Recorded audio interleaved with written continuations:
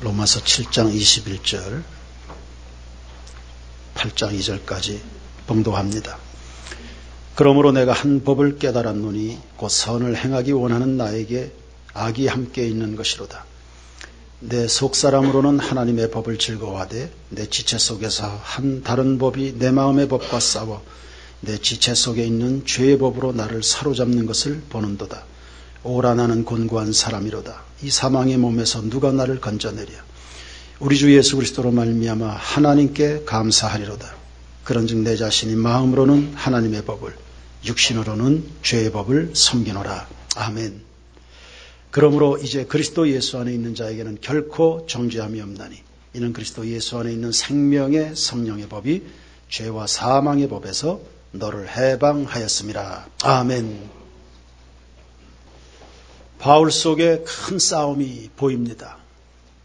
하나님의 법과 육신적 소욕의 부딪힘입니다. 몹시 괴로웠습니다.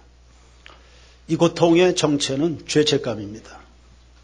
이 길이 아닌데, 이렇게 하면 안 되는데, 알지만 이미 그렇게 돼버린, 그리고 여전히 그렇게 되고 있는 자기 자신에 대한 실망감입니다. 하나님 앞에는 죄스럽지요. 또 그 기대를 저버렸는가 싶은 자괴감입니다. 바울은 탄식했습니다.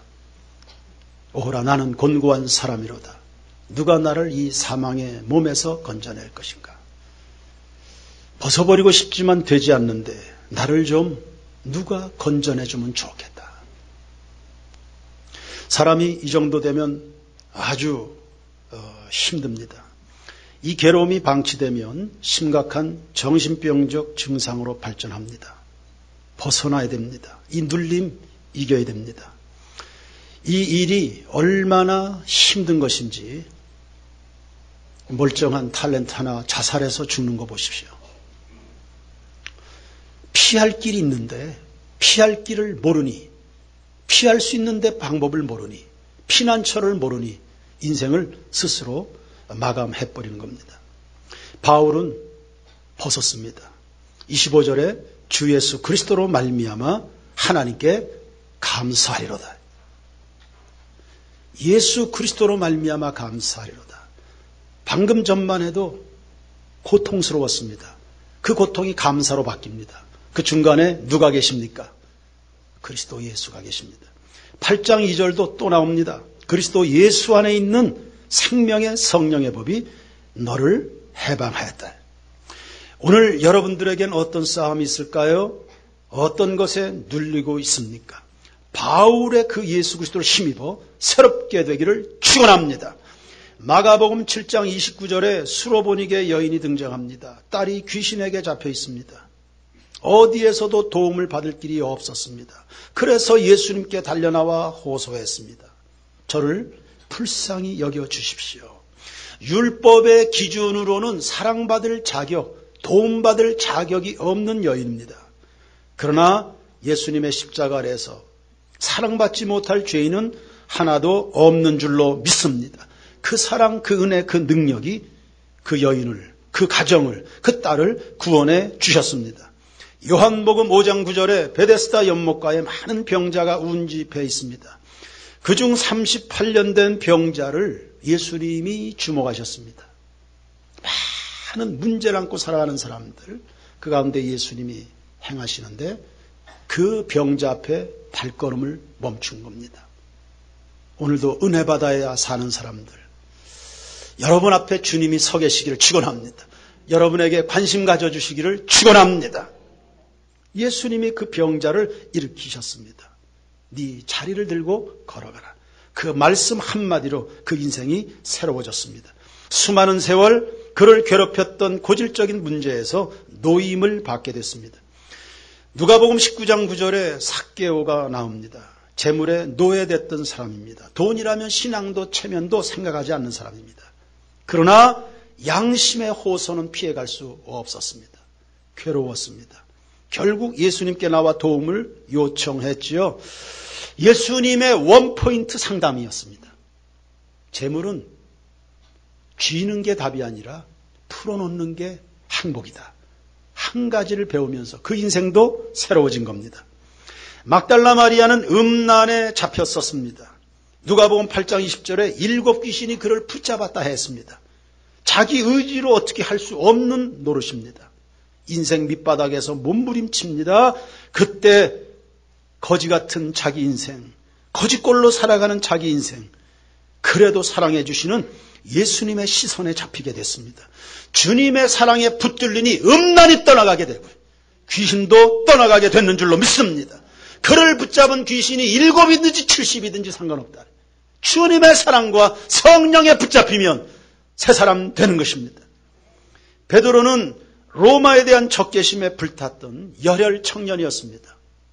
우리나라를 이렇게 몹시 괴롭히는 저 로마를 깨부시면 좋겠는데, 저 로마가 저게 지구상에서 없어지면 좋겠는데, 로마는 그렇게 해서 없어진 게 아닙니다. 예수 사랑에 무너지게 된 것입니다. 그러니까 베드로는 민족주의가 최고의 이상이었습니다. 그런 베드로를 예수님이 부르셨습니다. 나를 따르라. 이제부터는 사람을 낚는 어부가 되어야 되겠다. 예수님의 제자가 되고 나니까 민족주의를 넘어서게 됐습니다. 그의 마음도 그의 시각도 민족주의보다 더 넓은 세상이 있다는 것을 깨닫게 된 겁니다. 예수 그리스도 안에 온 우주가 있구나. 세인교회를 넘는 드넓은 세상이 있다는 것을 알게 됐습니다. 예수님을 참으로 믿고 보니까 대한민국을 넘는 드넓은 세상이 우리 앞에 놓여져 있다는 것을 알게 되는 겁니다. 명실상부한 세계를 품은 그리스도인으로 발전했지요. 그리고 유대인이나 헬라인이나 상관없이 모두를 위해서 죽어줄 수 있는 사랑의 사도로 바뀌게 된 겁니다. 사도행전 16장 25절에 바울과 실라가 빌립보 감옥에 매이게 됐습니다. 그런데 그 속에서 기도하고 찬미합니다. 몸은 매여 있지만 그들의 심령은 매이지 않았다는 뜻입니다. 성도 여러분, 바울과 실라는 예수 믿고 나서부터 그 예수 외에 어느 것도 자기들을 사로잡을 수 있도록 허용하지 않았다는 사실을 기억하시길 바랍니다. 감옥에서도 자유하고 그들에게 매질을 가하는 로마 군인들에게도 적대 감정을 가지지 않았습니다.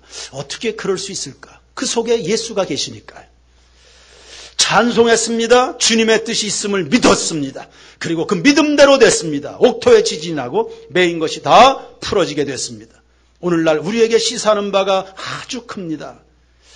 예수에게 붙잡힌 사람, 그래서 이 세상의 어떤 곳에도 매이지 않는 사람은 본인도 살고 그리고 자기에게 매질을 가하는 그 원수도 사랑하게 되고 그 간수의 가정을 구원하게 되고 고통받은 그 땅 빌립보에서 교회를 세우게 되는 겁니다. 모두가 배척하는 그 도시에 예수의 이름으로 승리하는 삶이 나타나게 된다.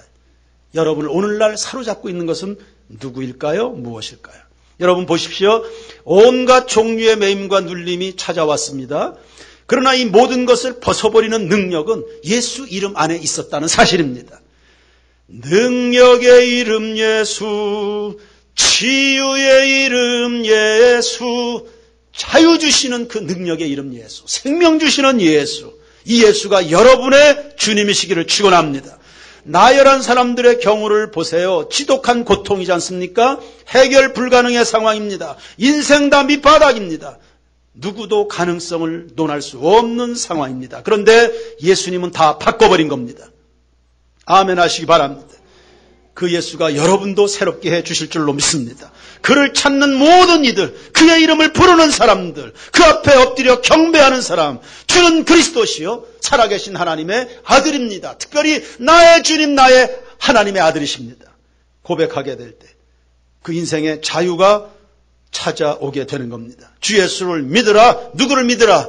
주 예수를 믿으라. 그리하면 너와 내 집이 구원을 얻으리라 했습니다. 만왕의 왕께서 저 사로잡힌 자 다 구원하시고 참 자유 주셨네. 승리의 노래가 온 성에 들리니 성령이 오셨네. 할렐루야. 세인교회 모든 성도들의 심령에 성령님 임하여 주시옵소서. 만왕의 왕 내 주께서 왜 고초당했나. 이 벌레 같은 날 위해 그 보혈 흘렸네. 십자가 내가 처음 볼 때에 나의 마음의 큰 고통 사라져. 할렐루야. 오늘 믿고서 내 눈 밝았네. 참 내 기쁨 영원하도다. 아멘. 여러분에게 무슨 답이 있습니까? 예수님에게 눈을 떠야 됩니다.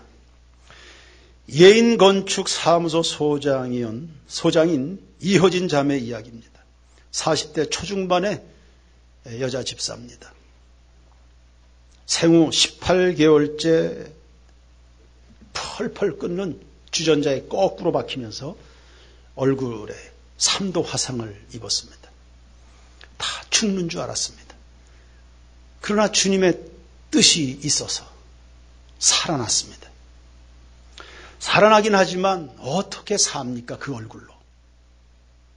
완전히 다 구겨진 얼굴로 어떻게 그 나이 어린 소녀가 살아갈 수 있습니까? 누가 놀아줍니까? 누가 친구해줍니까? 누가 그를 품어줍니까? 사랑합니까? 그를 인정하고 사랑하고 아껴준다 그래도 스스로 내 모습 이래가지고 난 사람이 아니다. 스스로 그렇게 속아 넘어갈 수 있는 상황입니다. 수십 차례에 걸쳐서 화상치료하고 또 성형수술하고 생활보호 대상자에게 무료로 제공되는 의료 혜택을 받았습니다. 그러나 그건 빚 좋은 개살구입니다. 말이 의료 혜택이지 마루타 취급을 받았다고 합니다. 병원에서. 실험용 도구였습니다. 화상치료. 그래 화상으로 얻은 상처보다 성형수술하면서 받은 상처가 더 크다.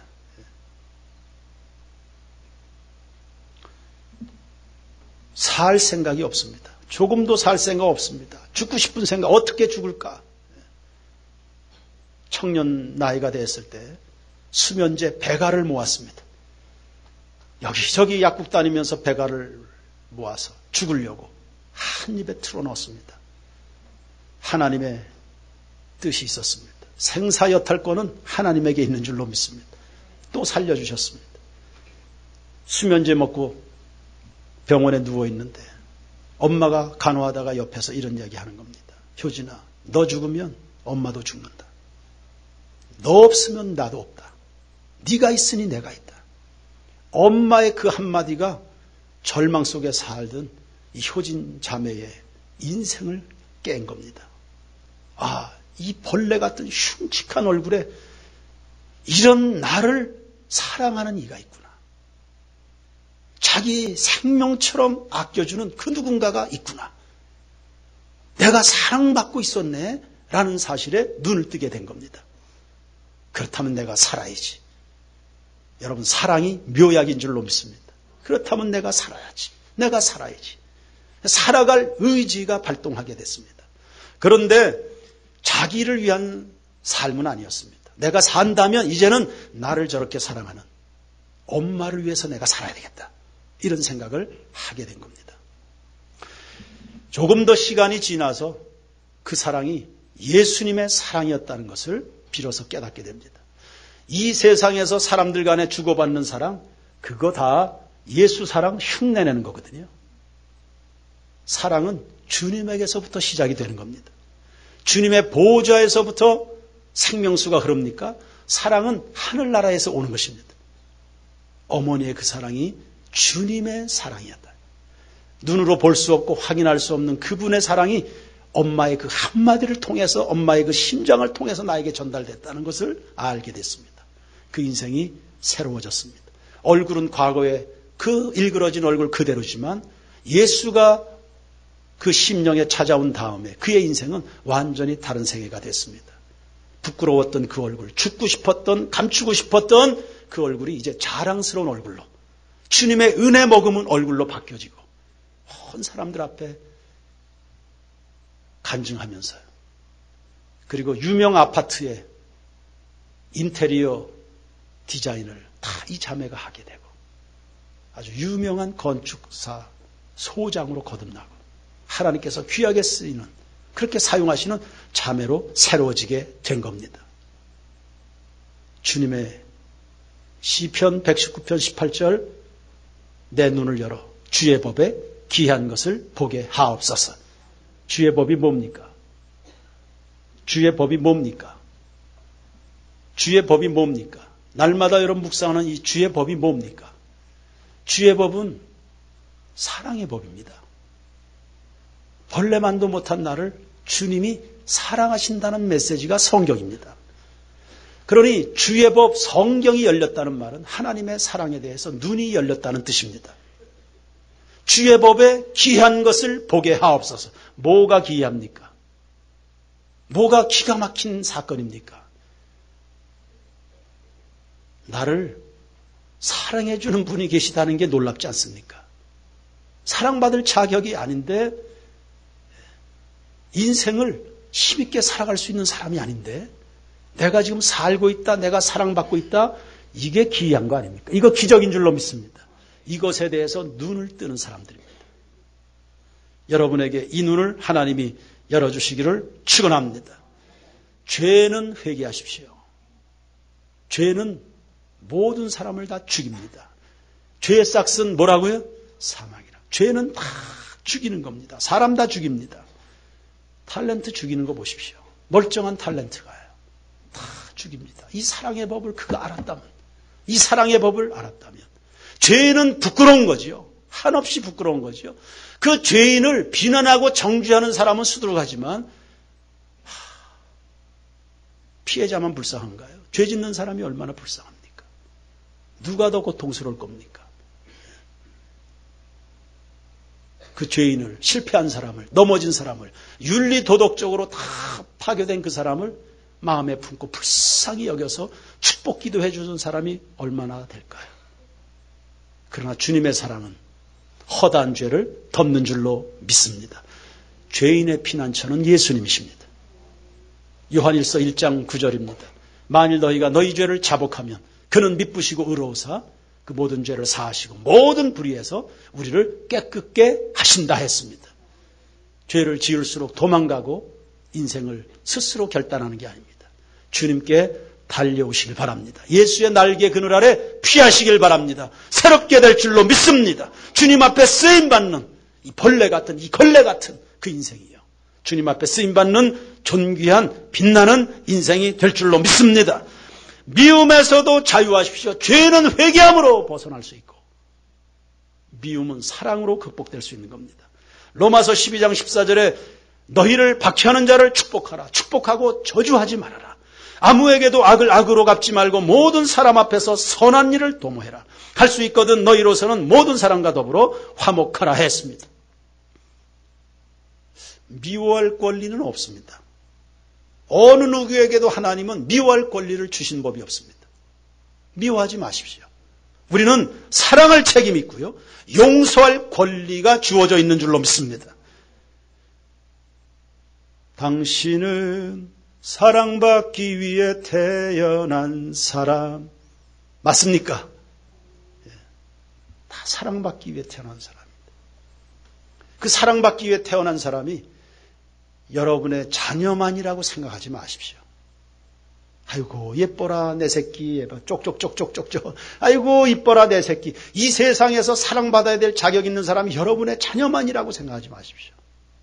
이 세상 모두가 여러분의 사랑을 필요로 합니다.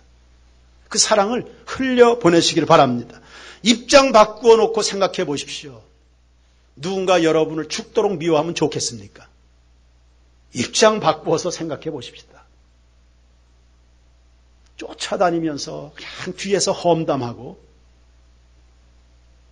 마음의 원통함을 풀지 않고 계속 여러분을 누군가가 저주한다. 그러고 싶습니까? 그러고 싶지 않으면 여러분도 그렇게 하지 마십시오. 오늘부터.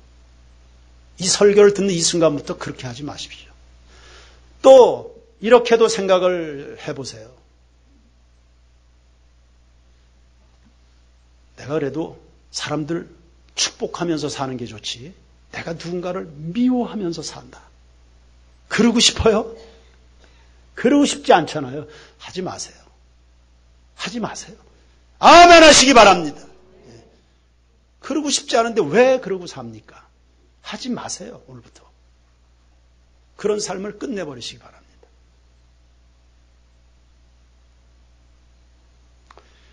장례식 발인 예배 때 관을 앞에 놓고 설교합니다. 장례식에 가서 교훈을 받으라 그러잖아요.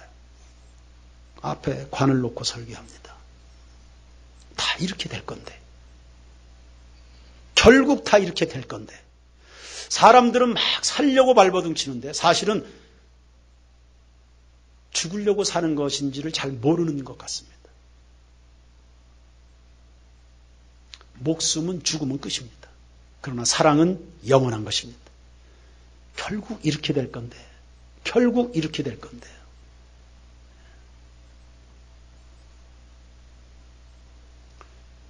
장례식 때 그렇게들 웁니다. 빈소에서 막 웁니다. 왜 웁니까?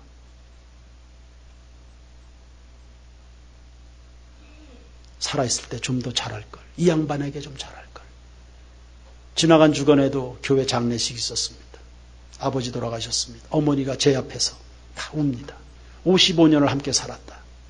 그런데 죽기 직전 6개월 동안 내가 그 양반을 몹시 구박했다. 6개월 동안 못한 것 때문에 내가 너무 마음이 아프다.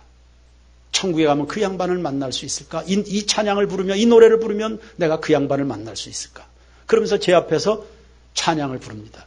며칠 후 요단강 건너가 만나리. 그 시간에 다 가족들이 깜짝 놀랐습니다. 어머니 입에서 그 찬송이 나올 때 예수 안 믿는 분인 줄 알았거든요. 근데 이거 어머니의 어머니가 자기 어릴 때 그 찬양을 많이 불러줬다는 거예요. 그래서 그 어머니도 천국에서 보고 싶어서 자기가 이 찬양을 불렀는데 혼자서. 지금은 엄마보다도 남편 보고 싶어서 내가 이 찬송을 내가 부른다. 다 그렇게 될 건데. 다 그렇게 될 건데 왜 그러고들 사냐. 왜 그러거든. 그러니 죽고 나서 후회하지 마시고 피차간에 있을 때 다 잘하시길 바랍니다. 숨 끊어질 때 다 해소하고 가셔야 됩니다. 그거 가지고는 천국 못 들어갑니다. 세 번째는 두려움에서 자유하시고요. 하나님이 우리에게 주신 것은 두려워하는 마음이 아니라 했습니다.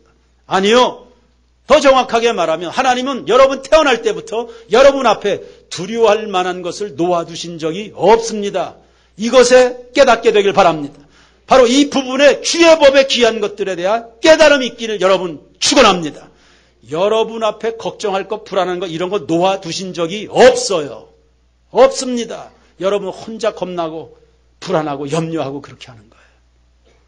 이 땅에 어떤 것들도 우리를 망하게 하지 못합니다. 두렵다면 이런 게 두렵겠죠. 잃어버릴 것에 대한 두려움입니다. 건강 잃고, 목숨 잃고, 재산 잃고, 명예 잃고, 친구 잃고, 직장 잃어버릴까 봐. 이런 거 겁나는 거거든요. 그런데 그것도 걱정할 게 없는 게 어차피 여러분께 아니었지 않습니까? 그거 다 잃어버려도 여러분은 손해볼 거 아무것도 없습니다. 자생적으로 여러분이 존재합니까? 다 하나님이 주셔서 누리고 있는 것뿐입니다. 다 잃어버리고 그냥 뭐 하나라도 남아있으면 그거 남은 겁니다. 이거 하나 보고 감사하고 기뻐하시고 이거 가지고 주님을 위해서 섬기시고 사랑하고 베풀고 그렇게 살아가시길 바랍니다. 다시 이야기합니다. 여러분에게 있는 것 전부 사라져버려도 여러분 그래도 남는 사람들입니다. 목숨은 붙어 있잖아요. 목숨, 살아있으면 뭔가를 또 할 수 있는 거죠. 예수님이 계시고 주님이 주시는 은사가 있고 기회가 주어져 있고 성령이 함께 하시고 볼지어다 세상 끝날까지 내가 너희와 항상 함께 있으리라 했다. 두려워하지 마십시오.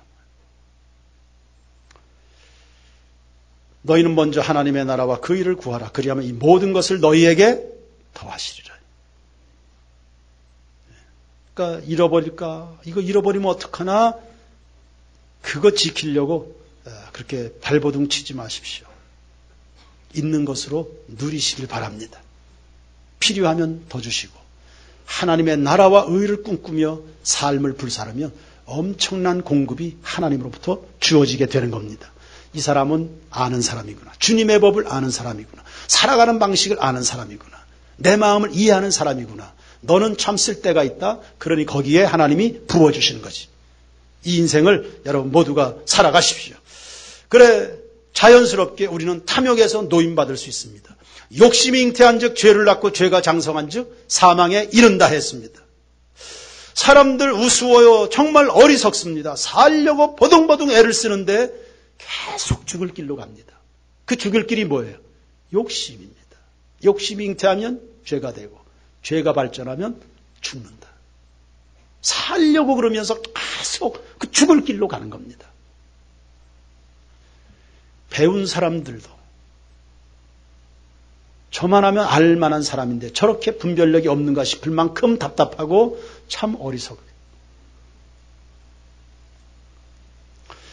살고 싶으면 인생을 가볍게 살아가게 되길 바랍니다. 우리가 사는 이 세상은 효율, 능률의 극대화를 추구하기 때문에 치열한 경쟁에 아주 바쁩니다. 그 비교의식에 지칩니다. 사람의 마음이 눌립니다. 그러다 보니 한 번밖에 없는 이 짧은 세월 뭐 하는지도 모르게 막 정신없이 쫓기듯 살아가는 겁니다. 그래서 열심히 살아왔는데 남는 게 후회입니다. 그리고 세상에 배신당한 느낌으로 숨을 거두게 되는 겁니다. 우리 인생을 그런 일에 소진하지 않게 되길 바랍니다. 세상은 얼마를 벌었냐, 얼마나 높이 올랐냐, 어느 정도의 지배력을 가졌냐, 이런 것에 관심을 갖도록 계속 우리를 몰아붙입니다. 그러니 속지 마시고 하나님의 법에 여러분의 영혼이 붙들리게 되길 바랍니다. 여호와의 교훈은 정직하여 마음을 기쁘게 하고 여호와의 계명은 순결하여 눈을 밝게 하는도다. 계속 주님께 초점을 맞추시기를 바랍니다. 멕시코시티의 한 시장 구석에 인디안 노인이 양파 장사를 하고 있습니다. 20줄의 양파를 놓고 팔고 있습니다. 시장 구경을 하던 미국 관광객이 노인에게 물었습니다. 양파 한 줄에 얼마입니까? 10센트입니다. 두 줄은 얼마입니까? 20센트. 세 줄 사면 얼마입니까? 30센트입니다. 아니 좀 많이 사면 깎아줘야 되는 거 아닙니까? 아니요, 저는 깎아주는 법 없습니다. 그래요? 20줄 다 살 테니까 얼마요? 다는 팔지 않습니다. 아니 왜 안 팝니까? 내가 다 사주겠다는데. 지금 이걸 다 팔아버리고 집으로 가면 이 시장의 즐거움을 맛볼 수가 없지 않습니까? 나는 이 시장의 활기를 즐기고 있습니다.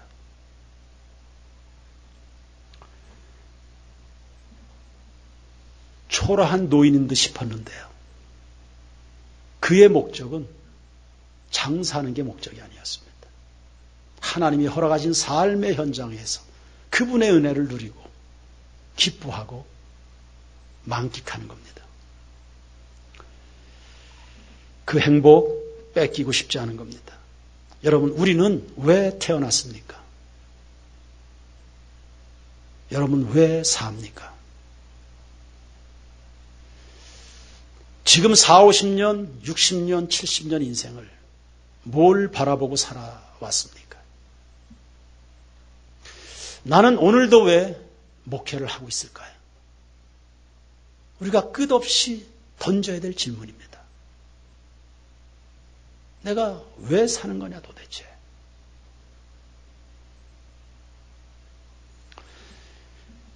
우리는 돈 버는 기계가 아닙니다. 우린 누구의 눈에 들기 위해서 사는 것도 아닙니다. 소위 말하는 성공의 노예도 아닙니다. 하나님이 만드신 세상에서 그분을 기뻐하면서요. 하나님께서 사랑하시는 또 다른 형제 자매들과 더불어 하나님의 나라를 꿈꾸는 사람들입니다. 여기에 무슨 조급할 게 있습니까? 여기에 뭐가 그렇게 바쁩니까? 여기에 왜 시기, 질투, 경쟁이 있는 겁니까? 그런 게 왜 필요합니까? 여러분의 삶에. 미워하는 거예요? 원망하는 게 그런 게 여러분 삶을 살아가는데 왜 필요합니까? 그게. 원망, 불평, 시기, 질투 그게 여러분 살아가는데 무슨 도움이 됩니까? 왜 필요하냐고 그게. 여러분의 가정에 그런 게 왜 필요합니까? 교회 안에 그런 문화는 왜 들어오는 겁니까? 저는 교우들 간에 그런 거 수습해 주느라고 내 이 귀한 목회적 에너지 소진하고 싶지 않아요. 기도와 말씀 전한 일에 전무하도록 그렇게 도와주시기 바랍니다. 그런 게 교회 왜 필요하냐고 그런 게. 왜 필요한 겁니까? 왜 그게 성도 여러분. 여러분 인생에 이게 왜 필요한 겁니까? 이게. 그런 것들이 여러분의 인생을 갉아먹는다는 거 모릅니까? 여러분의 영혼을 병들게 하고 인생을 초라하게 만든다는 거 그거 눈치 못 챕니까? 누가 그렇게 싫습니까? 나도 당신이 싫습니다. 그러나 믿음으로 사랑하고 함께 가는 것뿐입니다. 주 안에서요. 그 누군가가 그렇게 마음에 안 듭니까? 예수님은 당신이 마음에 들겠습니까?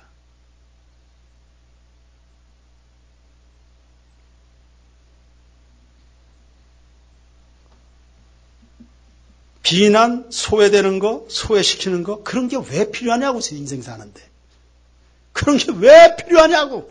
성도 여러분 오늘 그런 거 다 그만두시기를 축원합니다. 사회적 신분, 교회 직분의 높낮이 글쎄요. 그런 것에 영향받을 이유가 있을까요 우리가? 우리에게는 한 피바다 한 몸이룬 교회가 있을 뿐입니다. 우리 모두를 하나의 가치관으로 비전으로 묶어주는 예수 그리스도와 우리가 축복인 줄로 믿기에 즐겁게 실천할 하나님의 말씀이 있을 뿐입니다. 바로 이런 신앙의 눈높이로 정말 행복했던 사람이 다윗입니다. 여러분 날마다 새벽 묵상하고 있습니까? 사무엘상 지금 읽어나가고 있습니까? 거기에서 뭘 읽고 있습니까? 사울과 다윗의 그 치열한 긴장관계에서 여러분 뭘 발견합니까? 참 아이러니하지 않습니까? 구박받는 다윗이 행복하고요. 구박하는 사울이 괴로워서 스스로 인생이 무너져 갑니다. 고통받고 누르는데 오히려 다윗은 여유가 있어요. 그 자기를 괴롭게 하는 사울을 불쌍히 여깁니다. 그리고 축복해 줍니다. 그의 죽음에 애통해야 할 줄도 알고. 이런 여유와 삶의 자유함, 누림, 고통, 핍박, 억울함, 원통에서 자유하게 되는 이유가 뭡니까? 그 인생의 초점이 예수님, 하나님에게 있는 것입니다. 그는 왕의 자리에 오르는 것에 대해서 욕심에서 이미 자유한 사람입니다. 왜냐하면 그 인생의 목적, 행복이 왕이 되는 데 있지 않습니다. 주님을 사랑하는 데 있습니다. 주님을 예배하는 데 그 인생의 행복이 거기에 있는 겁니다. 차원이 다르지 않습니까? 성도 여러분, 예수는 그리스도십니다. 우리 인생의 진짜 주인은 예수밖에 없는 줄로 믿습니다. 예수 외에 어떤 것도 여러분을 지배하지 못하도록 날마다 예수 그리스도이심을 고백하시면서 여러분의 인생 전체를 그분에게만 드리시길 바랍니다.